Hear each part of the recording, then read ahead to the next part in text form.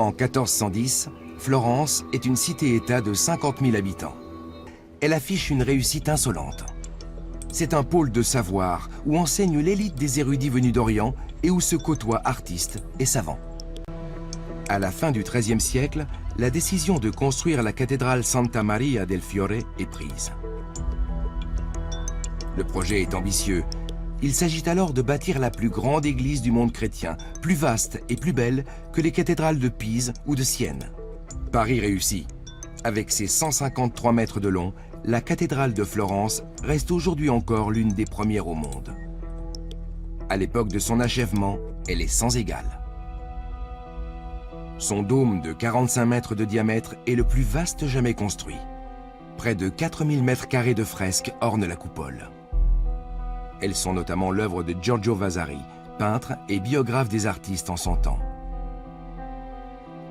À la fin du XVIe siècle, il veut surpasser le Jugement dernier, peint quelques décennies plus tôt par Michel-Ange à la chapelle Sixtine. Ces personnages semblent cependant un peu perdus dans cette immense coupole et difficiles à identifier pour le visiteur. Mais revenons en 1418. Plus d'un siècle après le début du chantier, la cathédrale n'a toujours pas de dôme.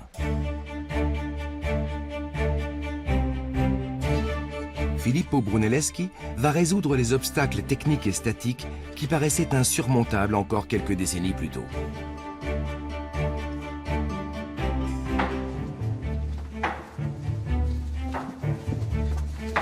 Architecte et sculpteur, il s'inspire des coupoles du Panthéon de Rome et de la basilique Sainte-Sophie de Constantinople pour réaliser ce projet ambitieux.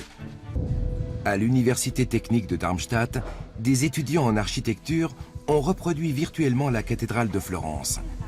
Ils analysent, grâce à des modèles numériques, chaque composante de l'édifice. Les travaux de Filippo Brunelleschi ont beau dater du début de la Renaissance, ils marquent une apogée en matière architecturale. La grande nouveauté réside dans la conception de la coupole à double coque autoportante. Après la tour, structure emblématique du Moyen-Âge, le dôme devient à la Renaissance un symbole de pouvoir. On s'éloigne déjà des méthodes de l'architecture gothique. Les architectes des siècles précédents ne disposaient pas des connaissances d'un Brunelleschi en matière technique et statique. Ils procédaient par expérience et par tâtonnement pour bâtir des édifices vertigineux, véritables dentelles de pierre. Mais ils ne savaient pas calculer mathématiquement les limites de charge de leur construction. C'est encore Filippo Brunelleschi qui remet au goût du jour les travaux sur la perspective. Une méthode de tracé et de construction géométrique qui permet d'élaborer des vues réalistes. Le concepteur peut ainsi dessiner les volumes de l'édifice qu'il a imaginé, ce qui offre une base de discussion visuelle. La perspective centrale inspire aussi la peinture. Désormais, les artistes immergent le spectateur dans le décor, le projettent dans un nouvel espace.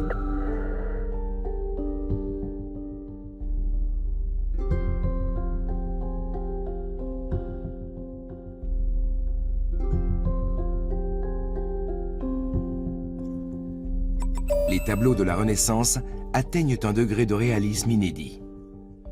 Architecture, jardins et sculptures forment un tout artistique conçu pour le plaisir des yeux. Il s'agit désormais d'égayer le quotidien des hommes, non plus d'honorer Dieu.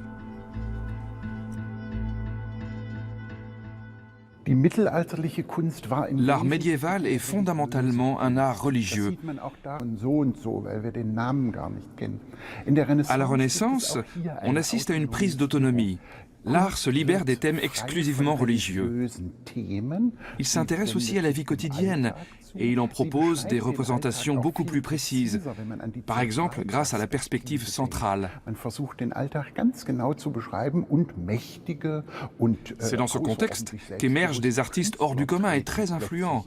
Ils s'affirment, ils peuvent se mesurer aux puissants et dicter leurs conditions.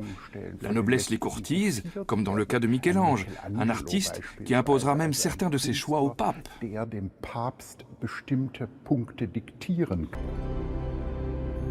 Le Jugement dernier de Michel-Ange compte plus de 400 personnages, dont beaucoup dans leur plus simple appareil. Une révolution. Nous sommes en 1425. Côme de Médicis est le premier grand mécène de son temps. Banquier puissant, Homme discret et fin stratège, il emploie des méthodes quasi mafieuses vues d'aujourd'hui. C'est l'un des personnages les plus riches de son époque.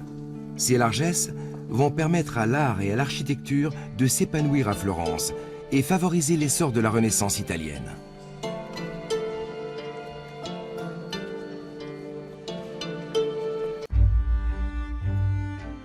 De très nombreux artistes et architectes dépendent de sa générosité et embellissent en retour le quotidien du mécène. Le palais des Médicis à Florence est un écrin somptueux qui accueille les plus belles œuvres d'art de la Renaissance. Par son mécénat, Côme soutient les artistes dans leur carrière, mais aussi dans leur notoriété, un phénomène nouveau.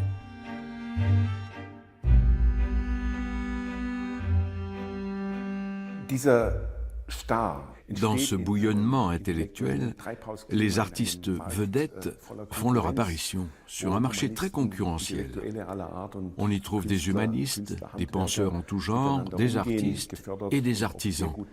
Ils sont financés par des mécènes ou des protecteurs souvent très généreux qui espèrent bénéficier par ricochet de la célébrité de ces personnalités et accroître le prestige de leur cour. Donatello est l'un des premiers grands artistes à se faire un nom à la Renaissance. Mais il a près de 60 ans lorsqu'il présente à Côme de Médicis son projet de David.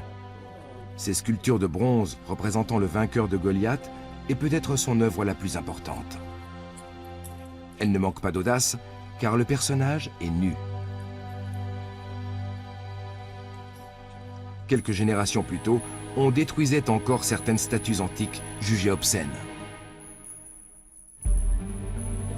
Le David de Donatello est la première statue grandeur nature d'un homme nu depuis l'Antiquité. Le commanditaire et l'artiste n'ignorent certainement pas son caractère révolutionnaire. Contrairement à d'autres cultures, celle de la Renaissance n'a pas honte de représenter des corps nus ou pratiquement nus. L'interprétation que donne le sculpteur de ce personnage biblique est particulière. Ce David n'est pas un fier à bras musculeux, mais un jeune homme à la beauté presque féminine, d'un réalisme fascinant.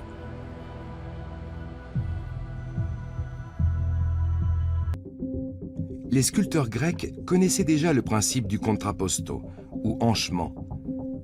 Les artistes de la Renaissance, et surtout Donatello, se le réapproprient et donnent vie à des personnages aux postures de plus en plus réalistes.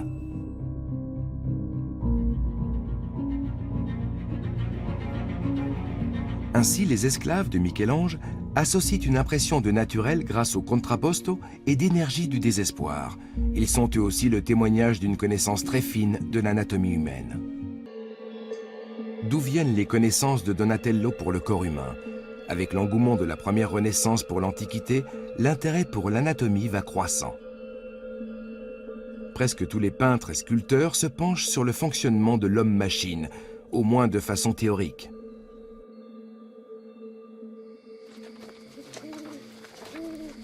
Le trafic de cadavres connaît un essor. Il a beau être sévèrement réprimé, la curiosité est plus forte que la crainte des sanctions.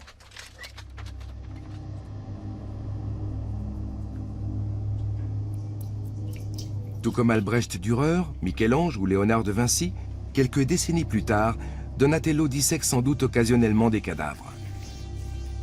Dès son époque, les artistes connaissent bien la constitution humaine. Grâce à ce savoir, ils sont en mesure de peindre et de sculpter des représentations extrêmement vivantes. Il se trouve qu'une autre représentation sculptée du héros de l'Ancien Testament, également réalisée à Florence, va surpasser en popularité celle de Donatello. À Florence, en 1501, Michel-Ange crée la surprise. Il va réaliser sa sculpture de David dans un bloc de marbre de 12 tonnes. Cela tient du miracle. Deux autres sculpteurs ont tenté avant lui de s'attaquer à cette masse de roche avant de jeter l'éponge.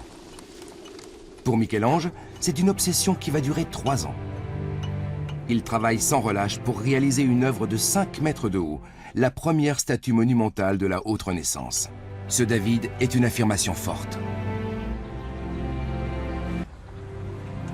Michel-Ange le représente en effet dans la posture d'un dieu. L'humain et le divin mis sur le même plan. C'est dans l'air du temps.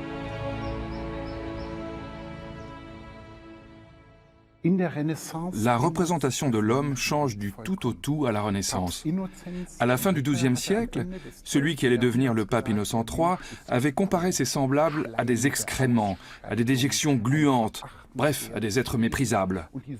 Selon la conception médiévale, il suffisait de regarder l'homme pour voir que c'était fondamentalement un pécheur.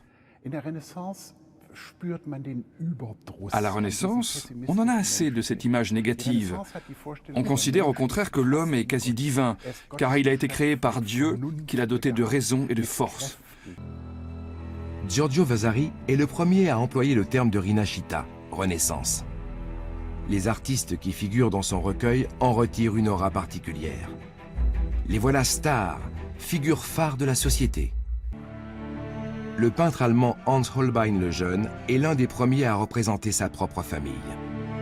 Sandro Botticelli et Albrecht Dürer vont plus loin avec leur autoportrait. C'est l'expression d'une nouvelle conscience de soi. Une étape de plus est franchie avec Raphaël et le Titien qui apposent leur signature directement sur leur tableau. Tous ces grands artistes sont des célébrités de leur vivant, ce qui aurait été impensable un siècle plus tôt.